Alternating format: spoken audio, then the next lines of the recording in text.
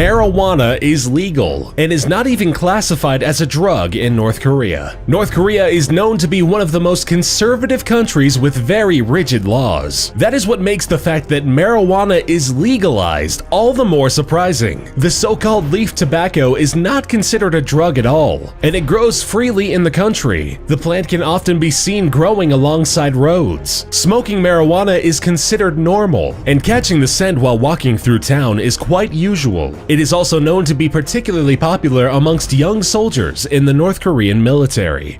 North Koreans may only choose from 28 approved haircuts. Possibly one of the most surprising North Korean laws of all is the one defining which hairstyles are appropriate. Officially, there are only 28 hairstyles which are legal in the country. Men can choose from 10 different types of short haircuts, while women are free to choose from 18 styles. Married women, however, are to have only short hair, while singles can let their hair grow out a little longer.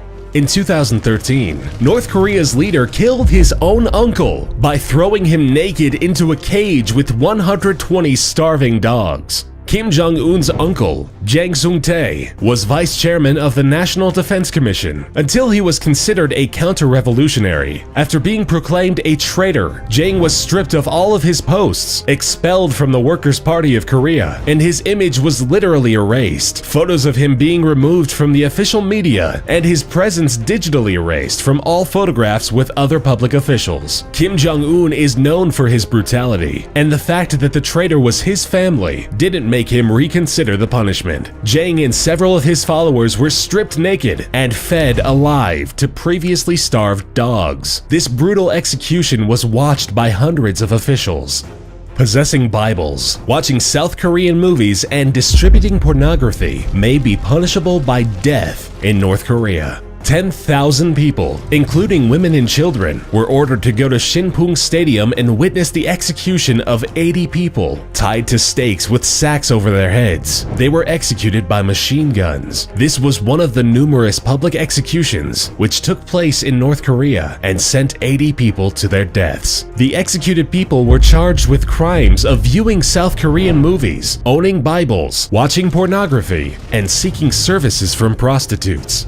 There's an organization that parachutes copies of the Bible into North Korea. Although the Bible is banned in North Korea, believers still find ways to get themselves a copy. Bibles are being distributed by North Korean defectors in South Korea via the so-called Bible balloons. The balloons have an imprint of Mark, the shortest of the Gospels, and when the wind allows it, they are sent over the border into North Korea. The balloons have holes poked in them, which eventually make them deflate after floating a certain calculated distance. Guards on the northern borders are required to shoot down the balloons and arrest people that can be associated with them. A North Korean defector has parachuted DVDs of The Interview into the country. The recent comedy starring James Franco and Seth Rogen is a very open parody of North Korea, especially mocking dictator Kim Jong-un. Not surprisingly, the movie has been effectively banned in North Korea, and viewing it is considered breaking the law. Park Sung-hak, an activist in South Korea, has said that he considers it important for the people to view the movie, as it would contribute to the breaking of the myth and cult of Kim Jong-un. He has launched balloons carrying copies of the movie in an attempt to deliver 10,000 DVDs to the people of North Korea. North Korea holds elections every 5 years in which the ballots list only one candidate. Although under a dictatorship, the official name of North Korea is the Democratic People's Republic of Korea. In order to keep up with the illusion the name offers, the country organizes 5-year elections. Unfortunately, the elections offer just one candidate. The position of the leader is hereditary, but official elections are conducted, offering the hereditary leader as the only candidate. Voting is considered mandatory. North Korean prison camps are eerily familiar to the death camps that took place during the Holocaust under Hitler's leadership. The UN's Human Rights Council established an international commission which looks into the truth of North Korea's prison camps. A number of disturbing testimonies from former prisoners have been collected, and all of them assert the idea that the labor camps are death camps, largely resembling the ones established during World War II. In inhumane conditions, prisoners are malnourished and regularly regularly tortured, starved, beaten, and deprived of all medication or basic necessities, such as warm clothing or proper food rations. The prisoners, which are largely brought in on suspicion of being against the regime or being associated with anyone who might be against it, are not expected to survive for too long, and their corpses are disposed of by being eaten by dogs.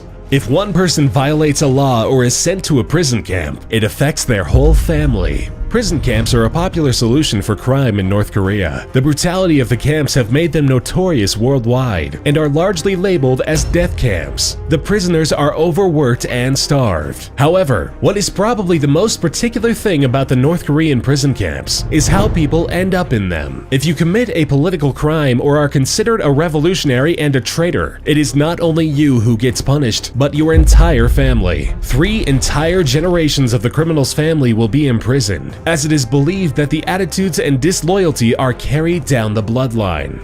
In the 1950s, North Korea built Kijang-dong, a nice city visible from the border, to encourage South Koreans to come over. It's actually a ghost town. For the purpose of keeping up appearances, North Korea ordered the creation of Kijang-dong. Kijang-dong is an uninhabited village in North Korea, built to look quite marvelous when viewed from the border, with the blue roofs of the buildings being the most prominent visual marker. The village looks prosperous, but in reality, it's empty, being a tool for the 1950s propaganda. The purpose is the encouragement of South Korean defection. Furthermore, the intention was that of creating an image of prosperity and happiness, trying to advertise that the people of North Korea are living with high living standards and in abundance. Kim Jong-il's body is preserved in a glass tomb for anyone, including outside tourists, to see. The North Korean government has a desire to keep its citizens from interacting with the outside world, and one of the ways to ensure this is making tourism virtually impossible. There are, however, several traveling agencies which are allowed to make organized tours into North Korea, but they are to follow a government-approved route and are forbidden from using their phones. One of the biggest attractions offered to Western tourists is the embalmed body of Kim Jong-il, laid out in a glass coffin within a state mausoleum.